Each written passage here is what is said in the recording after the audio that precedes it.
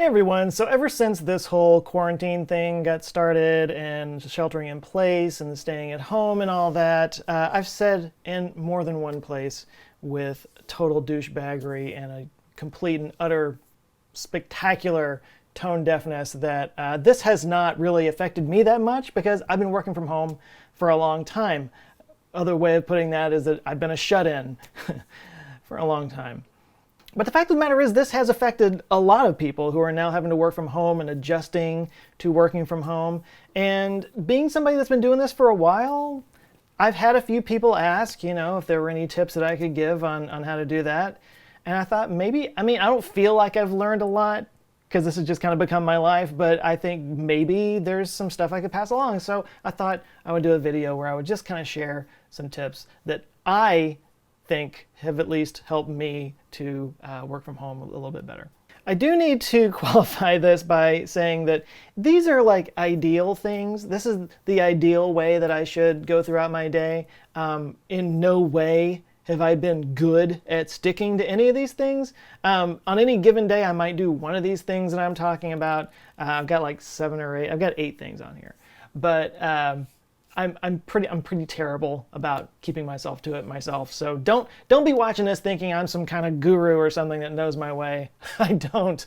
So the first thing that I would say that I try to stick to anyway is that I try to set the agenda for my day the night before so that I'm not waking up in the morning and trying to figure out what I need to do with my day. I'm a very slow starter. Maybe some people wake up really early and are just go, go, go. I am not that. It is torture getting myself out of bed every morning.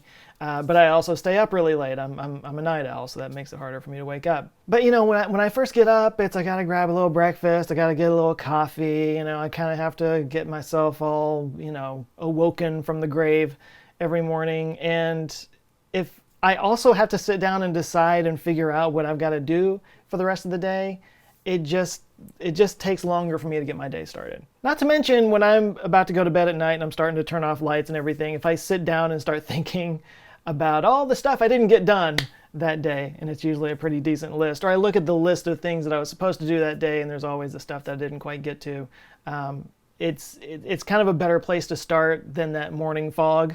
And I don't know how scientific this is, but I kind of feel like when I sleep on things, I wake up with some newer ideas that maybe I didn't have when I went to bed the night before. So taking that moment before I go to bed to sort of like look over stuff that I need to do, it kind of just naturally makes the gears start to turn. Doesn't necessarily mean I go to sleep very, very quickly. That's a whole other thing. But I feel like when I wake up in the morning and I've done the agenda the night before, my brain has kind of done a little bit of the processing sort of subconsciously. Okay, so that'll be number 1, set the agenda the night before. Number 2 might just be like, what is the agenda? Like, how do you set an agenda? I actually do have a very specific way of doing things that I've kind of developed over time. And I go pretty old school with this. Now, I went through phases of really trying out like so many productivity apps and programs, and the only one that I've stuck to is Trello.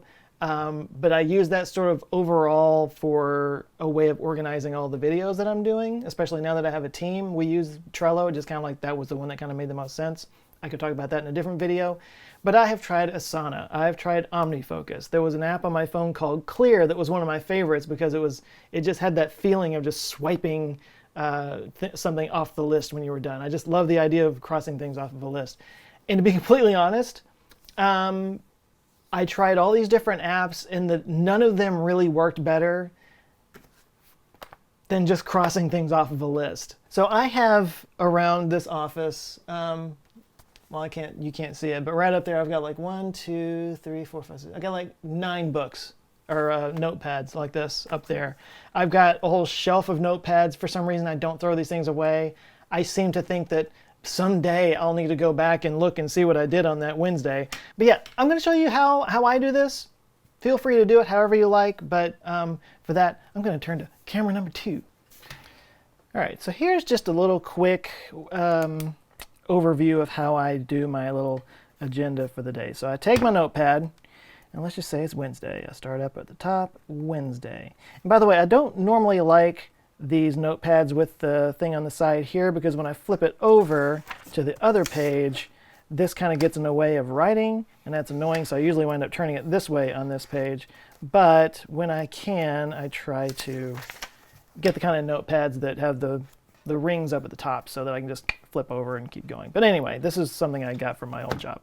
So let's just say it's Wednesday, and you just start thinking off the top of your head of all the stuff you got to do. So let's just write some stuff down. So mow lawn, wash dog's butthole, script video, email your mom, buy your mom underwear. These are typical things, I'm sure you understand. Outline script on boobies. Blue-footed boobies. We're talking about birds here, people. Shoot video on little Debbies. So some people would say to keep your list to around 7 or fewer items. Generally, I go much longer than that just because I got a lot of stuff going on. But anyway, let's just keep it at this. So you start by just making a list. The next thing I do is I assign an amount of time that I'm going to spend for each one of these tasks. So mowing the lawn, oh, and by the way, so I go from 15 minutes, 30 minutes, an hour, and then 2 hours plus. So mowing the lawn, let's just say that'll take 30 minutes. Let's say I'm fast about it. So I do that. Wash the dog's butthole, I've done that a lot. I can do it done in 15 minutes. Script video, that'll take a while. Let's say 2+ hours. And then email your mom, 15 minutes. Buy your mom underwear, I'll do that on Amazon, 15 minutes. Outline script on boobies. Let's give myself an hour for that one. And then shoot video on little Debbies. That'll be about an hour as well. So now I kind of know which ones I've got to do, how long each one of them are going to take. And then I sit on the other side over here, on the left side, I write out the order in which I would do this. So by prioritizing it, I usually start with the ones that take the least amount of time and go up from there. And I prioritize it according to which ones are most important to get done. So let's say email your mom. That shouldn't take any time at all. Let's do that first. Wash the dog's butthole. It's not that important. I might make that later. But this is mom's birthday and I'm buying her underwear. So let's make that number 2 as well. So mow the lawn. I need to get it out of the way. So let's go ahead and mow the lawn at 3. And then I need to shoot the video early because it's going to get too warm up here if I wait till later. So let's do that 4. And then wash the dog's butthole. Go ahead and get that out of the way. 5. And then do all the scripting and outlining and working on scripts later on. I'll do that 6 and 7. So then when I get up in the morning, I'm doing this at night. I get up in the morning and I sit down and it's like first things first, email your mom. And then as I do them, I just cross them off the list as I go. And nothing feels better than crossing off a list. Now again, that's just my default. That's what I've kind of landed on over time. For me, it just makes a lot more sense to be able to sit down and decide exactly how long these things are going to take, which kind of leads me to another one that I'll get to in a little bit. Should I do that one next? You know what? I'll do that one next. There are two different rules that would have been a great follow-up for this. But let's go with this one. So when I say there's a certain amount of time, I give myself a certain amount of time to do these tasks during the day. I actually time myself. I actually set a timer on my computer and then do the work, and it's kind of like I'm racing the clock. So yeah, I mean, this is one of the displays. This is one of my screens here at my desk. I also have a similar setup on my laptop, but right up here I've got something, and it's called the Allen Soft Timer or something like that. But you can set different times on it. So it's at 15 right now. You can set 30 if you need. So there's a couple of different ways you can do it. You can actually set hours and minutes like that, or you can just type in 10 period and now you've got 10 minutes.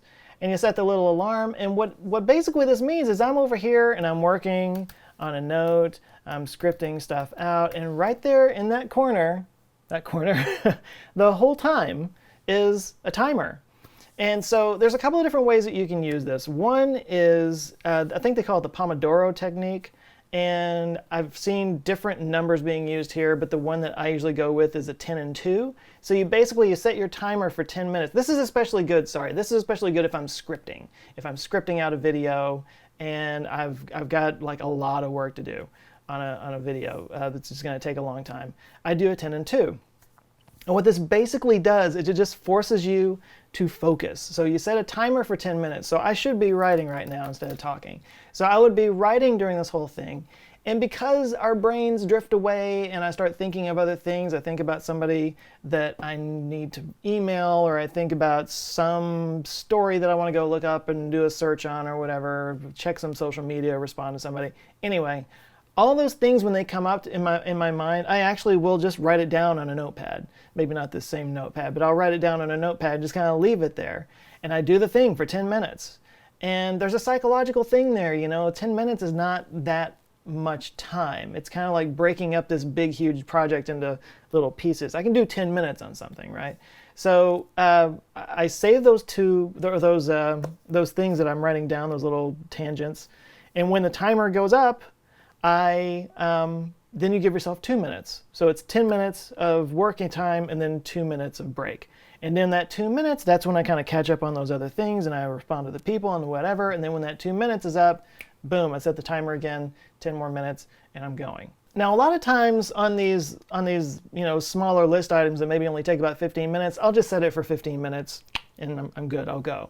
And it usually take far less than 15 minutes. When you get down to it, it also kind of gives you a good idea of how long it takes to do things. A lot of times things that you think are going to take 15 minutes take 5 when you actually sit down and do it. But yeah, when you set a timer on your computer and you work to a timer, you're amazed how much you get done when you're racing a clock. I don't know about you guys, but like I always push things to the very last minute. I'm somebody that has to have a deadline or else nothing will ever get done.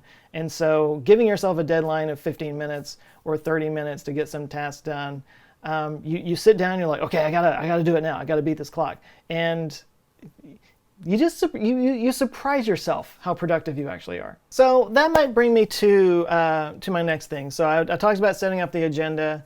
And I talked about prioritizing things. One thing that was a good one to jump into after that is another rule, which is basically start with a win. I've heard military generals talk about how the most important thing you can do is to make your bed every morning. I do not do this. I subscribe to the philosophy of I don't make my bed after I get out of it for the same reason I don't tie my shoes after I take them off. But the rationale that the general that I am thinking, I think may have been General McChrystal that said this. By making your bed in the morning, you're starting with a win. You're just getting something out of the way right off the bat, and it gives you a little something to be like, all right, I did a thing, and you move forward with it.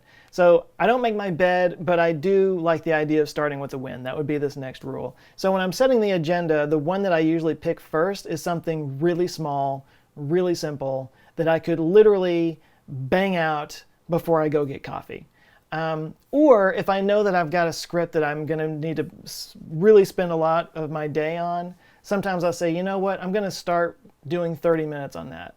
And it's kind of like once I get those juices flowing, so actually sitting there making myself spend 30 minutes doing this thing before I do anything else, it just kind of, I'm somebody, especially when it's doing creative writing and whatnot, you kind of have to get yourself in that creative space. Sometimes it takes a while to reach that flow state.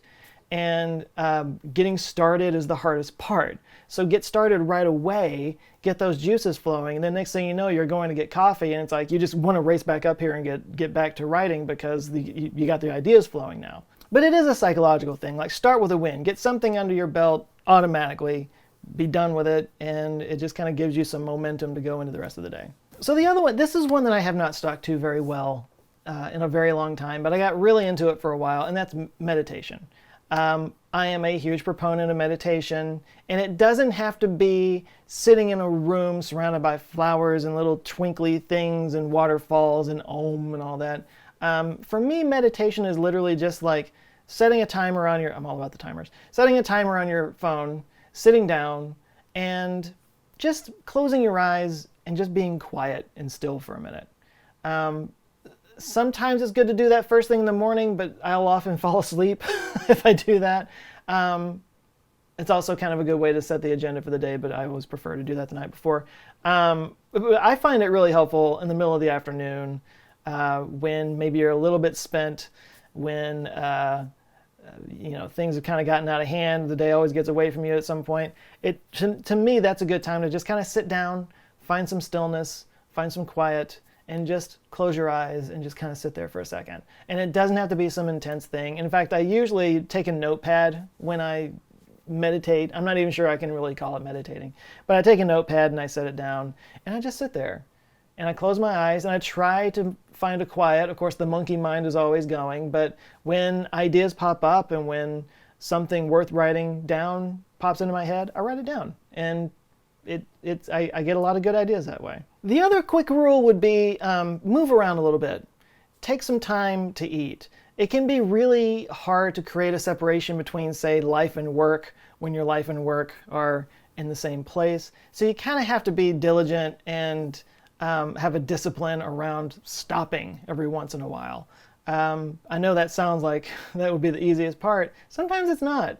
And a lot of times when you start really procrastinating, that procrastination doesn't take time away from the work you're getting done. It actually takes time away from the relaxation and enjoyment part of the day. So that's another reason to set timers and force yourself to get stuff done. But at the same time, if you're always racing against the clock, you need to take a minute every once in a while. Stretch your legs, walk around, especially if you're sitting a lot. Just move a little bit. That can kind of get your juices flowing again. This is something else that I can usually do in the afternoon. Take a walk around the neighborhood if you need to. And sort of on that same note, another rule that I have is try to work outside if you can. If you've got like just a little patio area or just a bench or just some spot that you can get out to. I'm not saying all day long. If you have a laptop and you can work on your laptop, or if you can work on, paper or whatever, just going outside for a little bit, 30 minutes or whatever, spending some time out there, especially if you got some coffee, especially in the mornings, kind of my favorite thing. If the weather is permitting, a little bit of that goes a long way. Just getting a little fresh air, getting a little sunshine on you,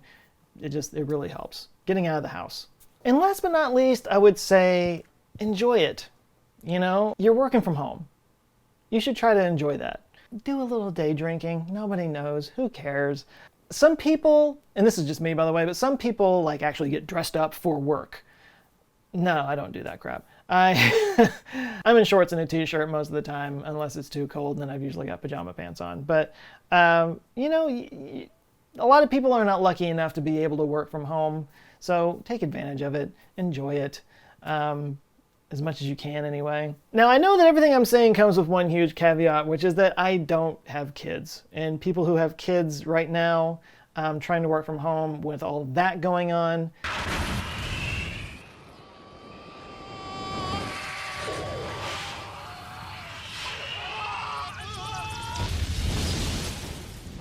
there's other people out there that probably have better experience and have better advice on how to work when you got kids around. The only analogous thing that I have are my dogs, and I would not dare to compare those two things. I guess if you have kids around, just move the day drinking rule to number 1. But anyway, I don't know. I thought that might be helpful to somebody. I would love to hear your ideas down in the comments. If this was helpful, if it wasn't helpful, if you have things that you've fallen into that have helped you out, you guys can help each other out, give yourself advice and whatnot. I know there's a lot of people that are struggling with this new paradigm that we're living in right now, and probably can't wait to get back to work. And everybody's different, by the way. I couldn't wait to not have to go into an office every day. Being able to work from home has been fantastic for me. But I know some people that, I don't know, might be more social or just have a different mindset, that not being able to go into a place and having to work from home is just torture. I get that. And I don't know, I hope maybe some of this that I talked about here has been at least a little bit helpful for that. But anyway, I'll leave you with that. I am wishing you all the best. I hope you're all doing well, and I hope you're all safe, and I hope you're all feeling well. I'm starting to know more and more people who are coming down with the sickness, and I hope that you are not one of them. But take care of yourselves, and I'll see you next time. All right? Love you guys. Take care.